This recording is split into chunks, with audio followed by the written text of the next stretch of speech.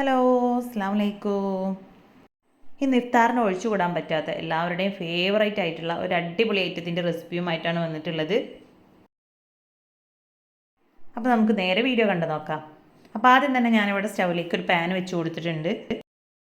Pan നല്ലപോലെ ചൂടായി വന്നതിന് ശേഷം അതിലേക്ക് 1 ടീസ്പൂൺ വെളിച്ചെണ്ണ ചേർത്ത് കൊടുത്ത് 1/2 ടീസ്പൂൺ ഇഞ്ചി വെളുത്തുള്ളി ചതച്ചെടുത്തതും കൂടെ ചേർത്ത് നല്ലപോലെ ഒന്ന് മൂപ്പിച്ചെടുത്തതിന് ശേഷം ഇതിലേക്ക് പൊടിയായിട്ട് അരിഞ്ഞെടുത്തിട്ടുള്ള 3 സവാളയും 2 പച്ചമുളകും 1 തണ്ട് കറിവേപ്പിലയും ആവശ്യത്തിനുള്ള ഉപ്പും കൂടെ ചേർത്തിട്ട് നമ്മുടെ ഈ ഒരു ഉള്ളി നല്ലപോലെ ഒന്ന് വഴറ്റിയെടുക്കാം. ഉള്ളിയൊക്കെ നല്ലപോലെ വാടി വന്നതിന് ശേഷം പിന്നെ ഇതിലേക്ക് നമുക്ക് മസാലപ്പൊടികൾ ചേർത്ത് കൊടുക്കാം. അപ്പോൾ ഒരു 1/4 ടീസ്പൂൺ മഞ്ഞൾപ്പൊടി, 1 ടീസ്പൂൺ മല്ലിപ്പൊടി, ഒരു 3/4 ടീസ്പൂണോളം മുളക് പൊടി, 1/2 ടീസ്പൂൺ ചിക്കൻ മസാല, 1/2 ടീസ്പൂൺ കുരുമുളക് പൊടി, ഇത്രയാണ് ഇതിലേക്ക് ചേർത്ത് കൊടുത്തിട്ടുള്ളത്. ഇനി ഇതിൻ്റെ ആ ഒരു പച്ചക്കുത്തലൊക്കെ ഒന്ന് പോയി കിട്ടുന്നത് വരെ നല്ലപോലെ ഒന്ന് മിക്സ് ചെയ്തിട്ടെടുക്കാം. അപ്പോൾ ഏറ്റവും ലോ ഫ്ലെയിമിലിട്ടിട്ടാണ് കേട്ടോ ഞാനിപ്പോൾ ഇവിടെ മിക്സ് ചെയ്തെടുത്തിട്ടുള്ളത്. അപ്പോൾ എല്ലാം കൂടെ നല്ലപോലെ മിക്സ് ആയി കഴിഞ്ഞിട്ടുണ്ടെങ്കിൽ പിന്നെ അതിലേക്ക് ഉപ്പും മഞ്ഞളും കൂടെ ചേർത്ത് നല്ലപോലെ ഒന്ന് വേവിച്ചെടുത്തതിന് ശേഷം ക്രഷ് ചെയ്തെടുത്തിട്ടുള്ള ഒരു 1/2 കപ്പ് ചിക്കൻ ചേർത്ത് കൊടുത്തിട്ടുണ്ട്. എല്ലാം കൂടി ജസ്റ്റ് ഒന്ന് മിക്സ് ചെയ്തെടുത്തതിന് ശേഷം അടുത്തതായിട്ട് ഇതിലേക്ക് വേവിച്ചെടുത്തിട്ടുള്ള ഉരുളക്കിഴങ്ങാണ് ചേർത്ത് കൊടുക്കുന്നത്. അപ്പോൾ ഒരു മീഡിയം സൈസിലുള്ള 3 കിഴങ്ങ് വേവിച്ചെടുത്ത് നല്ലപോലെ ഉടച്ചെടുത്തതിന് ശേഷമാണ് ഇതിലേക്ക് ചേർത്ത് കൊടുത്തിട്ടുള്ളത്. ഇനി ഇതെല്ലാം കൂടെ നല്ലപോലെ ഒന്ന് മിക്സ് ചെയ്ത് യോജിപ്പിച്ചിട്ടെടുക്കാം. അപ്പോൾ ഈ ഒരു കിഴങ്ങ് വേവിച്ചെടുത്ത സമയത്ത് ഇതിലേക്ക് ഉപ്പ് ചേർത്ത് കൊടുത്തിട്ടില്ല കേട്ടോ. അപ്പോൾ അതിനുള്ള ഉപ്പും കൂടെ ഞാനിവിടെ സവാള വഴറ്റിയെടുക്കുന്ന സമയത്ത് അതിലേക്ക് ചേർത്ത് കൊടുത്തിട്ടുണ്ട്. അപ്പോൾ നമ്മുടെ കിഴങ്ങും മസാലയൊക്കെ നല്ലപോലെ മിക്സ് ആയി കിട്ടുന്നത് വരെ ഇതുപോലെ ഇളക്കി ഒന്ന് യോജിപ്പിച്ചെടുത്തതിന് ശേഷം പിന്നെ അതിലേക്ക് കുറച്ച് മല്ലിയില കൂടെ ചേർത്ത് കൊടുക്കാം. അപ്പോൾ ഇത് നല്ലപോലെ ഒന്ന് മിക്സ് ചെയ്തെടുത്തതിന് ശേഷം നമുക്കിതിൻ്റെ ഫ്ലെയിം ഓഫ് ചെയ്ത് കൊടുക്കാം. അപ്പോൾ ഇത് ചൂടാറി വന്നതിന് ശേഷമാണ് കേട്ടോ നമ്മൾ ബാക്കി കാര്യങ്ങളൊക്കെ ചെയ്തെടുക്കുന്നത്. അപ്പോൾ ഇതിന് ചൂടാറാനായിട്ട് മാറ്റി വെക്കാം. അടുത്തതായിട്ട് നമുക്കിതിലേക്ക് മുട്ട വെച്ചിട്ട് ചെറിയൊരു മിക്സർ കൂടെ റെഡിയാക്കി എടുക്കണം. അപ്പോൾ അതിനായിട്ട് ഞാനിവിടെ ഒരു മിക്സിയുടെ ജാറിലേക്ക് 2 മുട്ട പൊട്ടിച്ച് ചേർത്ത് കൊടുത്തിട്ടുണ്ട്. ഇനി ഇതിലേക്ക് 1 ടീസ്പൂൺ കോൺഫ്ലോർ ചേർത്ത് കൊടുക്കാം. ശേഷം ഇതിനെ നല്ലപോലെ ഒന്ന് അടിച്ചെടുത്തതിന് ശേഷം നമുക്ക് വേറൊരു ബൗളിലേക്ക് മാറ്റി കൊടുക്കാം.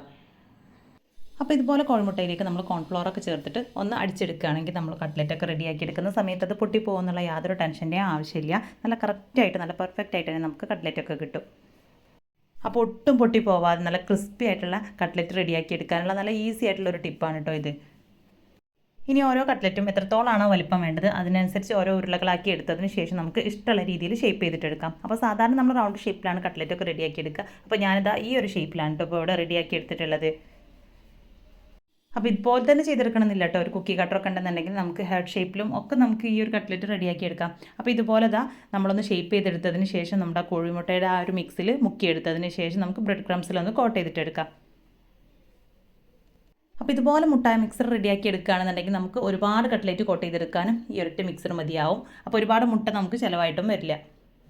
അപ്പോൾ ഇതുപോലെ ഞാനിവിടെ ബ്രെഡ് ക്രംസിൽ ഫുള്ളായിട്ടൊന്ന് കോട്ട് ചെയ്തെടുത്തിട്ടുണ്ട്. അപ്പോൾ അടുത്തതും ഒക്കെ ഞാൻ ഈ ഒരു രീതിയിൽ തന്നെ ഷേപ്പ് ചെയ്തെടുക്കുകയാണ് കേട്ടോ.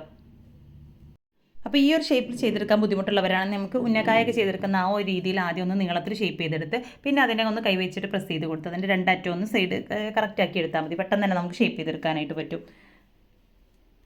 അപ്പോൾ ഇഫ്താർ സമയത്തൊക്കെ റെഡിയാക്കി എടുക്കാൻ പറ്റിയിട്ടുള്ള ഒരുപാട് സ്നാക്കിൻ്റെ റെസിപ്പിയൊക്കെ നമ്മൾ ചാനലിൽ അപ്ലോഡ് ചെയ്തിട്ടുണ്ട് കേട്ടോ. അപ്പോൾ അതിൽ നമ്മൾ എണ്ണ യൂസ് ചെയ്യാതെ ചെയ്തെടുക്കാൻ പറ്റുന്ന റെസിപ്പിയും അതുപോലെ തന്നെ ഇഫ്താർ ഡ്രിങ്കിൻ്റെ റെസിപ്പിയും എല്ലാം ഉണ്ട്. അപ്പോൾ ആവശ്യമുള്ളവരുണ്ടെങ്കിൽ അതൊക്കെ ഒന്ന് പോയിട്ട് കണ്ടു നോക്കുക. അപ്പോൾ ഈ ഒരു സെയിം രീതിയിൽ തന്നെ ഞാൻ ബാക്കിയുള്ള കട്ട്ലറ്റ് എല്ലാം റെഡിയാക്കി എടുത്തിട്ടുണ്ട്. അപ്പോൾ അത് അത്രയും കട്ട്ലറ്റാണ് കേട്ടോ ഞാനിവിടെ റെഡിയാക്കി എടുത്തിട്ടുള്ളത്. ഇനി ഇതിനെ നമുക്ക് നല്ല തിളച്ച എണ്ണയിലിട്ടിട്ട് ഫ്രൈ ചെയ്തിട്ടെടുക്കാം. അപ്പോൾ ഞാനിവിടെ കുറഞ്ഞ അളവിലാണ് കേട്ടോ എണ്ണ ചേർത്ത് കൊടുത്തിട്ടുള്ളൂ. അപ്പോൾ നല്ല പോലെ മുങ്ങി പൊരിഞ്ഞ് കിട്ടുന്ന ആ ഒരു രീതിയിൽ നിങ്ങൾക്ക് എണ്ണ ഒഴിച്ച് കൊടുക്കാം. അപ്പോൾ ഞാൻ ഈ യൂസ് ചെയ്തിട്ടുള്ള എണ്ണ വീണ്ടും യൂസ് ചെയ്യണ്ടല്ലോ എന്ന് വിചാരിച്ചിട്ട് കുറഞ്ഞ അളവിൽ മാത്രമാണ് എണ്ണ ചേർത്ത് കൊടുത്തിട്ടുള്ളൂ. അപ്പോൾ ഇത് ഫുള്ളായിട്ടും എണ്ണയിൽ മുങ്ങിക്കിടക്കാത്തതുകൊണ്ട് അതിൻ്റെ മുകളിലേക്കായിട്ട് ഞാൻ കുറച്ച് എണ്ണ കൂടെ ഒന്ന് ആക്കി കൊടുക്കുന്നുണ്ട്. അത് മുകൾ ഭാഗം ഫുള്ളൊന്ന് ഡ്രൈ ആവാതിരിക്കാൻ വേണ്ടിയിട്ടാണ് ഇതുപോലെ ചെയ്തെടുക്കുന്നത്. അപ്പോൾ ഒരു സൈഡൊക്കെ ഒന്ന് കുക്കായി വന്നിട്ടുണ്ടെങ്കിൽ ഒന്ന് നമുക്ക് തിരിച്ചിട്ട് കൊടുക്കാം. അങ്ങനെ നല്ല ഗോൾഡൻ കളറായി വരുന്നത് വരെയാണ് നമ്മളിതിനെ ഫ്രൈ ചെയ്തെടുക്കേണ്ടത്. അപ്പോൾ ഇത് അങ്ങനെ എണ്ണ കുടിക്കൊന്നുമില്ല, പെട്ടെന്ന് റെഡിയാക്കി എടുക്കാനായിട്ട് പറ്റും. പിന്നെ നമ്മളിതിലേക്ക് കോൺഫ്ലോറൊക്കെ ചേർത്ത് കൊടുത്തതുകൊണ്ട് തന്നെ നല്ല ക്രിസ്പി ആയിട്ട് തന്നെ കിട്ടും കേട്ടോ. അപ്പോൾ നമ്മൾ കട്ട്ലേറ്റൊക്കെ റെഡിയാക്കി എടുക്കുന്ന സമയത്ത് ഇതുപോലെ എണ്ണയിൽ മുക്കി പൊരിച്ചെടുക്കുന്ന സമയത്ത് ചിലർക്കെങ്കിലും ഇത് പൊട്ടിപ്പോകുന്നു എന്നുള്ളൊരു പ്രശ്നം ഉണ്ടാവാറുണ്ട്. അപ്പോൾ ഇതുപോലെ നമ്മൾ കോൺഫ്ലോറൊക്കെ ചേർത്തിട്ട് നമ്മൾ ആ ഒരു മുട്ട മിക്സർ റെഡിയാക്കി എടുക്കുകയാണെന്നുണ്ടെങ്കിൽ നല്ല പെർഫെക്റ്റ് ആയിട്ട് തന്നെ നമുക്ക് നമ്മുടെ കട്ട്ലേറ്റ് കിട്ടും. ഒട്ടും തന്നെ പൊട്ടിപ്പോകുന്നില്ല.